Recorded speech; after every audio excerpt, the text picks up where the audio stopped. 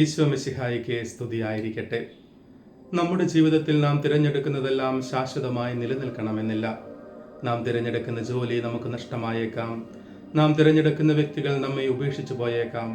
എന്നാൽ നമ്മുടെ ജീവിതത്തിൽ ശാശ്വതമായി നിലനിൽക്കുന്ന ഒരേ ഒരു കാര്യം ദൈവവചനം മാത്രമാണ് എന്ന സത്യം നാം മറന്നു പോകരുത്. യേശുവിൽ പ്രിയ സഹോദരർ, ഇന്നത്തെ സുവിശേഷത്തിൽ ക്രിസ്തുവിന്റെ കാൽപാദത്തിങ്കിലിരുന്ന് മറിയം വചനം ശ്രവിക്കുന്നത് കണ്ട് മർത്ത കർത്താവിനോട് പരാതി പറയുമ്പോൾ കർത്താവ് പറയുന്നത്, അവൾ നല്ല ഭാഗം തിരഞ്ഞെടുത്തു, അത് അവളിൽ നിന്നും എടുക്കപ്പെടുകയില്ല എന്നാണ്. നാം പ്രാധാന്യം നൽകുന്നതെല്ലാം ഇല്ലാതായാലും നാം വചനത്തിന് പ്രാധാന്യം നൽകിയാൽ എപ്പോഴും ദൈവവചനം നമ്മോടുകൂടി ഉണ്ടായിരിക്കുമെന്ന സത്യം യേശുനാഥൻ ഇന്നത്തെ സുവിശേഷത്തിലൂടെ നമ്മെ ഓർമ്മിപ്പിക്കുന്നു. ഇന്നത്തെ സുവിശേഷത്തിലൂടെ നാം കടന്നു പോകുമ്പോൾ പാപകരമായി ഒന്നും തന്നെ മർത്ത ചെയ്യുന്നില്ല. ദൈവത്തെ ശുശ്രൂഷിക്കുക എന്ന വലിയ ദൗത്യമാണ് മർത്ത ചെയ്യുന്നതെങ്കിലും ദൈവം പ്രശംസിക്കുന്നത്, ക്രിസ്തു പ്രശംസിക്കുന്നത് മർത്തയെയല്ല, മറിച്ച് മറിയത്തെയാണ്. കാരണം നാം ചെയ്യുന്ന എല്ലാ കാര്യങ്ങളെക്കാൾ കൂടുതൽ പ്രാധാന്യം നാം നൽകേണ്ടത് ദൈവവചനത്തിനാണ് എന്ന സത്യമാണ് ക്രിസ്തു നമ്മെ ഓർമ്മിപ്പിക്കുന്നത്. മാത്രമല്ല, നാം എത്രമാത്രം ജോലികൾ ചെയ്യുന്നവരാണെങ്കിലും, എത്രമാത്രം ദൈവിക ശുശ്രൂഷകൾ ചെയ്യുന്നവരാണെങ്കിലും വചനത്തിനായി നമ്മുടെ ജീവിതത്തിൽ നാം സമയം മാറ്റിവെക്കണമെന്ന് യേശുനാഥൻ നമ്മെ ഇന്നത്തെ സുവിശേഷത്തിലൂടെ ഓർമ്മിപ്പിക്കുന്നു. എന്തുകൊണ്ട് നാം നമ്മുടെ ജീവിതത്തിൽ വചനത്തിന് ഇത്രമാത്രം പ്രാധാന്യം നൽകണമെന്ന് ചോദിച്ചാൽ, ഒന്നാമതായി വചനം ദൈവമാണ് എന്ന് നാം മനസ്സിലാക്കണം.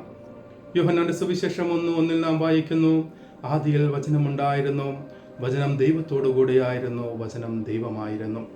യോഹന്നാന്റെ സുവിശേഷം 1:14, വചനം മാംസമായി നമ്മുടെ ഇടയിൽ വസിച്ചു. രണ്ടാമതായി നമ്മുടെ ജീവിതത്തിൽ മാറ്റമില്ലാതെ തുടരുന്നത് വചനം മാത്രമാണ്.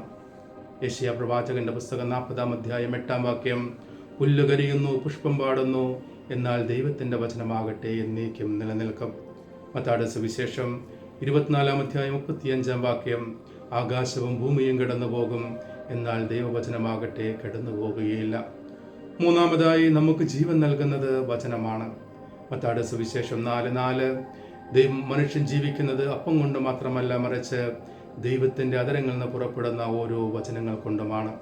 യോഹന്നാന്റെ സുവിശേഷം 6:63, ശരീരം ഒന്നിനും ഉപകരിക്കുന്നില്ല, ആത്മാവാണ് ജീവൻ നൽകുന്നത്, ഞാൻ നിങ്ങളോട് പറഞ്ഞ വാക്കുകൾ ആത്മാവും ജീവനുമാണ്.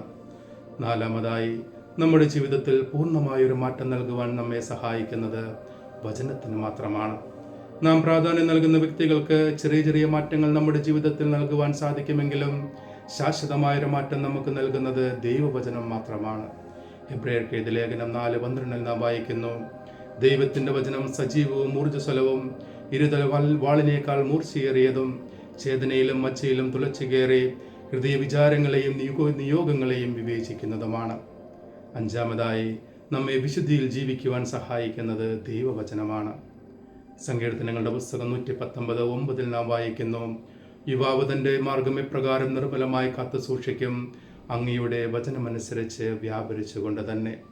അതിനാൽ പ്രിയ സഹോദരരെ, ഈ കാരണങ്ങൾ ഉള്ളത് കൊണ്ടാണ് ദൈവവചനത്തിന് നാം കൂടുതൽ പ്രാധാന്യം നൽകണമെന്ന് യേശുനാഥൻ ഇന്നത്തെ സുവിശേഷത്തിലൂടെ നമ്മെ ഓർമ്മിപ്പിക്കുന്നത്.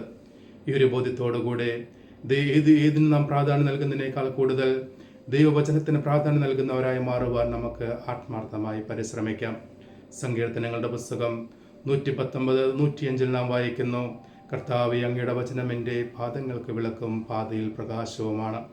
ഈ ഒരു ബോധ്യത്തോടുകൂടെ വചനത്തിൽ കൂടുതലായി ആഴപ്പെട്ടുകൊണ്ട്, വചനത്തിൽ വ്യാപരിച്ചുകൊണ്ട് ദൈവത്തോട് ചേർന്നിരിക്കുവാൻ നമുക്ക് ആത്മാർത്ഥമായി പരിശ്രമിക്കാം. ദൈവം നമ്മെ എല്ലാവരെയും സമൃദ്ധമായി അനുഗ്രഹിക്കട്ടെ. നാം എല്ലാ ദിവസവും ചെയ്യുന്നത് പോലെ വചനം വായിക്കുവാനും വിശുദ്ധിയിൽ ജീവിക്കുവാനും ആത്മാർത്ഥമായി പരിശ്രമിക്കാം. നമ്മുടെ എല്ലാ ആവശ്യങ്ങളും ആഗ്രഹങ്ങളും കർത്താവിന് സമർപ്പിച്ചുകൊണ്ട് കർത്താവിൻ്റെ ആശീർവാദത്തിനായി നമുക്ക് നമ്മെ തന്നെ ഒരുക്കാം. കർത്താവ് അനുഗ്രഹിക്കുകയും പരിപാലിക്കുകയും ചെയ്യട്ടെ. കർത്താവ് കരുണയായിരിക്കുകയും പ്രസാദിക്കുകയും ചെയ്യട്ടെ. കർത്താവ് കരുണാപൂർവ്വം കടാക്ഷിച്ച് നിങ്ങൾക്ക് സമാധാനം നൽകട്ടെ, ഇപ്പോഴും എപ്പോഴും എന്നേക്കും. ആമേൻ. ദൈവം നമ്മെ എല്ലാവരെയും സമൃദ്ധമായി അനുഗ്രഹിക്കട്ടെ.